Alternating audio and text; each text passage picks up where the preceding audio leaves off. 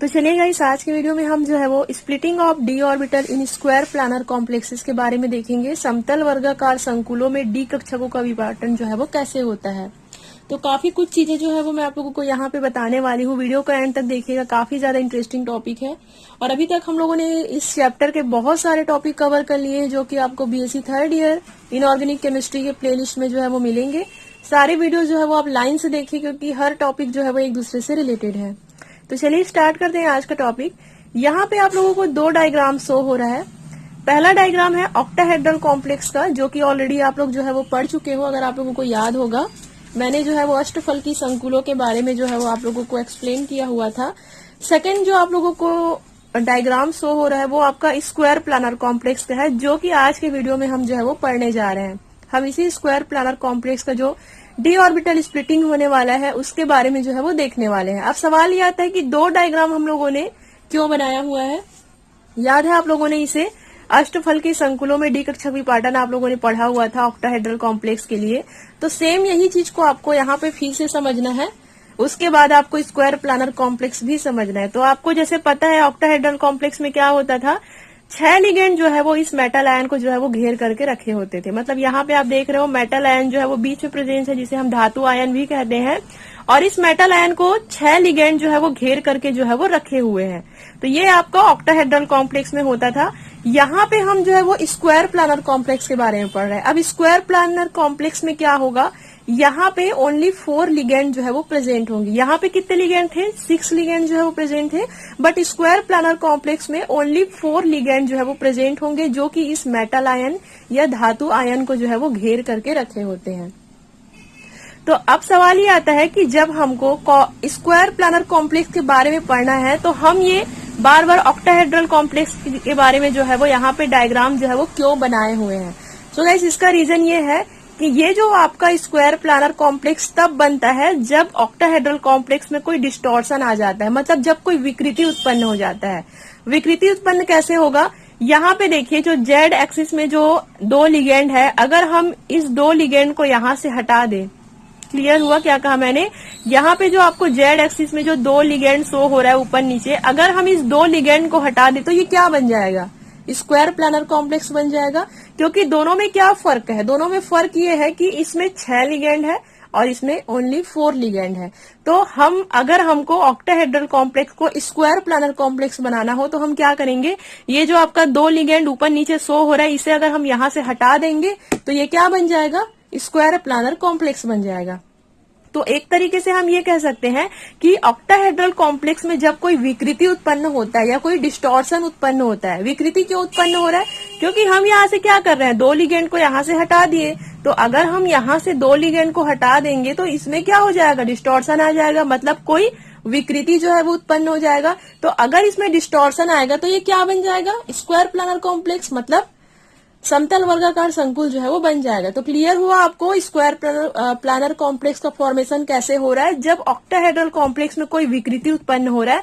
जब हम octahedral complex के 2 लिगेंड को यहाँ से हटा देते हैं तो केवल यहाँ पे 4 लिगेंड बच जाते हैं, और इस तरीके से आपका स्क्वायर प्लानर कॉम्प्लेक्स जो है वो बन जाता है।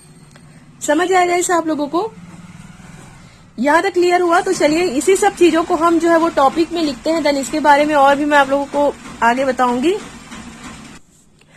तो सबसे पहला पॉइंट लिखिए, अष्टफलकी विपाटन ऑक्टाहेड्रल स्प्लिटिंग में मेटल आयन के कांटेक्ट में 6 लिगेंड आते हैं, जो कि मैंने आप लोगों को जस्ट पहले बताया। यहाँ पे 6 लिगेंड प्रेजेंट है, जबकि स्क्वायर प्लानर में 4 लिगेंड की आवश्यकता होती है। जबकि स्क्वायर प्लानर अगर हमें बनाना है कॉम्प्लेक्स तो ओनली 4 लिगेंड की हमें आवश्यकता होगी। अब यदि ऑक्टाहेड्रल कॉम्प्लेक्स के 2 लिगेंड हटा दे तो 4 लिगेंड शेष रह जाएंगे। मतलब क्या कहा जा रहा है, अगर हम ऑक्टाहेड्रल कॉम्प्लेक्स के 2 लिगेंड को हटा दें यहाँ से, तो हमारा स्क्वायर प्लानर कॉम्प्लेक्स बन जाएगा, जो कि जहां पर 4 लिगेंड ही मौजूद है।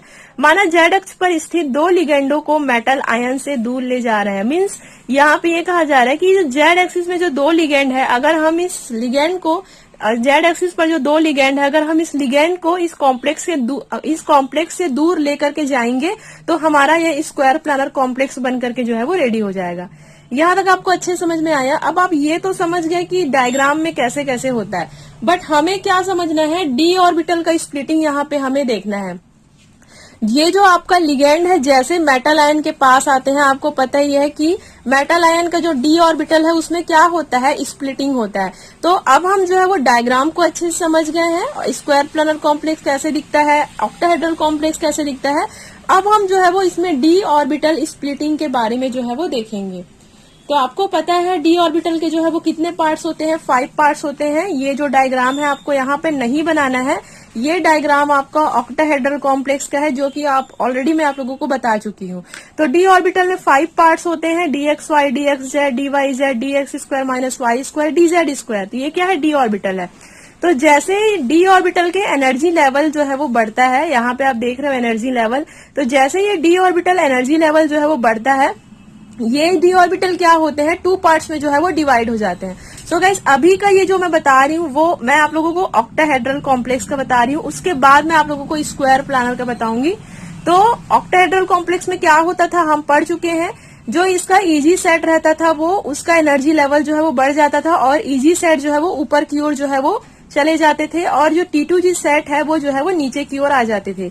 मतलब जो डी ऑर्बिटल है वो 2 पार्ट में यहाँ पे डिवाइड हो रहे हैं। इसका जो d x square y square d z square जो है वो इजी सेट पर चला जाता है, और d x y, d x z और डी वाई जेड जो वाला जो पार्ट्स है वो T2G सेट में चला जाता है। मतलब ऑक्टाहेड्रल कॉम्प्लेक्स में हम लोगों ने क्या पढ़ा था कि जो इजी सेट है वो ऊपर की ओर, मतलब इनका एनर्जी लेवल जो है वो हाई हो जाता है, और जो ये T2G सेट है d x y, d x z, d y z, वो जो है वो नीचे की ओर आ जाते हैं। ये तो हम जो है वो ऑक्टाहेड्रल कॉम्प्लेक्स में पढ़े थे। लेकिन अब यहाँ पे हम स्क्वायर प्लानर कॉम्प्लेक्स के बारे में पढ़ेंगे। मतलब यहाँ पे ऑक्टाहेड्रल कॉम्प्लेक्स में जब विकृति उत्पन्न होता है तो स्क्वायर प्लानर कॉम्प्लेक्स बनता है। तो अगर यहाँ पे विकृति उत्पन्न हो रहा है, कोई डिस्टॉर्शन आ रहा है, मतलब स्वाभाविक सी बात है ये जो आपका d x square y square d x z d, इसके भी अरेंजमेंट में जो है वो चेंजेस होगा। हम लोगों ने ऑक्टाहेड्रल कॉम्प्लेक्स में क्या देखा था, यहाँ पे आप जो है वो देख सकते हो। ऑक्टाहेड्रल में हम लोगों ने ये देखा था कि इजी सेट जो है वो, इजी सेट का जो एनर्जी लेवल है वो हाई रहता है, और T2G सेट का एनर्जी लेवल जो है वो उससे कम होता है। मतलब जो इजी सेट है आपका d x square minus y square और डी जेड स्क्वायर, उनका एनर्जी लेवल जो है वो ज्यादा होता था, इसलिए हम जो है वो ऑक्टाहेड्रल कॉम्प्लेक्स में इजी सेट को ऊपर रखते थे और T2G सेट को जो है वो नीचे की ओर रखते थे। लेकिन यहाँ पे जब ऑक्टाहेड्रल कॉम्प्लेक्स में कोई डिस्टॉर्शन आ जाता है तो उनका ये जो इजी और T2G सेट है उसमें भी जो है वो विकृति उत्पन्न हो जाता है। अब देखिए कैसे होगा, यहाँ पे इनका जो भी अरेंजमेंट मैं आप लोगों को बताऊंगी वो स्क्वायर प्लानर के लिए होगा। तो यहाँ पे MX6 लिखा हुआ है, X6 मतलब यहाँ पे 6 लिगेंड है, और स्क्वायर में MX4 लिखा हुआ है, मतलब यहाँ पे टोटल 4 लिगेंड है। अब देखिए क्या होगा, जैसे हम जो है वो इन 2 लिगेंड को यहाँ से दूर लेकर के चले जाते हैं, मीन्स ऑक्टाहेड्रल कॉम्प्लेक्स से इन 2 लिगेंडों को यहाँ से हटा देते हैं, आपका स्क्वायर प्लानर बनता है। तो उससे क्या फर्क पड़ता है, यहाँ पे आप देख रहे हो इजी सेट, तो यहाँ पे लाइन से देखिएगा, ये आपका d x square minus y square है, तो ये तो अपने एनर्जी लेवल में ही है। मतलब ये जो है वो इनका पोजीशन जो है वो करेक्ट है, क्योंकि इजी सेट का एनर्जी लेवल जो है वो ज्यादा है। लेकिन इजी सेट का जो एक और पार्ट था जो कि डी जेड स्क्वायर कहलाता है, यहाँ पे आप देखे थे ना कि इजी सेट में कितना पार्ट था, 2 पार्ट था, d x square minus y square and d z square. तो जैसे हम वहां से 2 लिगेंड को हटाते हैं तो इजी सेट का जो डी जेड स्क्वायर रहता है उसका एनर्जी लेवल जो है वो सडनली कम हो जाता है। क्लियर हुआ क्या कहा मैंने, जैसे हम उस 2 लिगेंड को वहां से हटाते हैं ऑक्टाहेड्रल कॉम्प्लेक्स से, इजी सेट का जो डी जेड स्क्वायर है उसका एनर्जी लेवल जो है वो एकदम से गिर जाता है। तो अगर इसका एनर्जी लेवल एकदम से गिरता है तो हम इसे इस तरीके से दर्शाते हैं। यहाँ पे आप देख रहे हो इजी का जो है वो डी जेड स्क्वायर जो है वो उसका एनर्जी लेवल जो है वो बहुत नीचे आ रहा है। कायदे से तो इसको जो है वो यहाँ पे रहना था, मतलब डी एक्स वाई से पहले होना था, क्योंकि यहाँ पे जो आपका T2G है वो इजी सेट से नीचे आता है, लेकिन जो इसका डी जेड स्क्वायर है वो जो है वो उसका एनर्जी लेवल जो है वो सडनली गिर जाता है। जबकि अगर हम T2G सेट की बात करें तो T2G सेट का जो 2 पार्ट्स है डी वाई जेड और डी जेड एक्स, उसका एनर्जी लेवल जो है वो कम, मतलब जैसे है एज इट इज वैसा ही रहता है। लेकिन इस T2G सेट का जो डी एक्स वाई वाला पार्ट है वो उसका एनर्जी लेवल जो है वो थोड़ा सा बढ़ जाता है, और ये जो डी एक्स वाई है वो डी जेड स्क्वायर से थोड़ा सा ऊपर आ जाता है। तो आपको समझ आ रहा है मैं क्या कहना चाहती हूँ। यहाँ पर जो आपका Eg और T2G सेट था ऑक्टाहेड्रल कॉम्प्लेक्स के लिए, वो यहाँ पर पूरा चेंज हो जाता है स्क्वायर प्लानर के लिए। स्क्वायर प्लानर के लिए जो आपका d ऑर्बिटल का स्प्लिटिंग का जो अरेंजमेंट है वो इसी तरीके से होगा। सबसे पहला एनर्जी, सबसे हाई एनर्जी लेवल पे dx² माइनस y² ऑर्बिटल आएगा। उसके जस्ट बाद जो है वो T2G सेट का dxy वाला पार्ट्स आएगा। उसके जस्ट बाद आपका dz² वाला पार्ट्स आएगा। उसके लास्ट में आपका dyz और dzx जो है वो आएगा। मतलब इस तरीके से एनर्जी लेवल को आपको जो है वो दिखाना है स्क्वायर प्लानर के लिए। तो यहाँ तक आपको समझ आया। अब देखिए क्या हो रहा है, जैसे जैसे लिगेंड मेटल आयन से और दूर होते जाएंगे, Eg ऑर्बिटल का dz² और dx² माइनस y² में पुनः स्प्लिटिंग हो जाएगा। सेम चीज जो मैं आप लोगों को बताई वही चीज आपको नोट्स में लिखना है। जैसे जैसे हम लिगेंड को वहां से दूर लेते जाएंगे, ये जो Eg सेट का जो दो पार्ट्स है dx² माइनस y² dz², इनमें क्या हो रहा है, स्प्लिटिंग फिर से स्टार्ट हो जाता है। dz² ऑर्बिटल की एनर्जी कम तथा dx² माइनस y² की एनर्जी जो है वो अधिक रहेगी। मतलब dz² और dx² माइनस y² की अगर हम कंपेयर करें तो इनका एनर्जी लेवल जो है वो सबसे ज्यादा होता है। आगे देखिए, इसी प्रकार dyz dzx ऑर्बिटल की एनर्जी dx ऑर्बिटल की अपेक्षा जो है वो कम हो जाएगी। मीन्स यहाँ पे ये कहा जा रहा है T2G सेट को तो एक साथ होना था, एनर्जी लेवल जो है वो इनका लगभग समान होना था, लेकिन ऐसा नहीं होता है। dyz dzx का एनर्जी लेवल जो है वो कम हो जाता है किसकी अपेक्षा, dxy की अपेक्षा। और dxy जो है वो यहाँ तक कि dxy का एनर्जी लेवल इतना बढ़ जाता है कि ये dz² से भी क्या हो जाता है, ऊपर की ओर चला जाता है।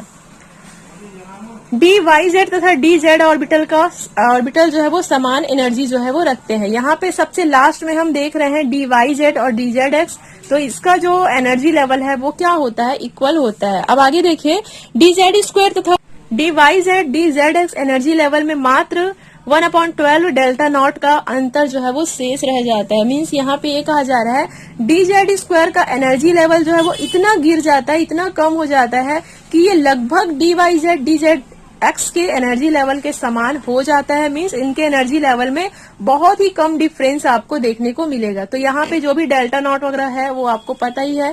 एनर्जी लेवल के डिफरेंस को हम जो है वो dq या फिर डेल्टा 0 या डेल्टा नॉट से जो है वो व्यक्त करते हैं।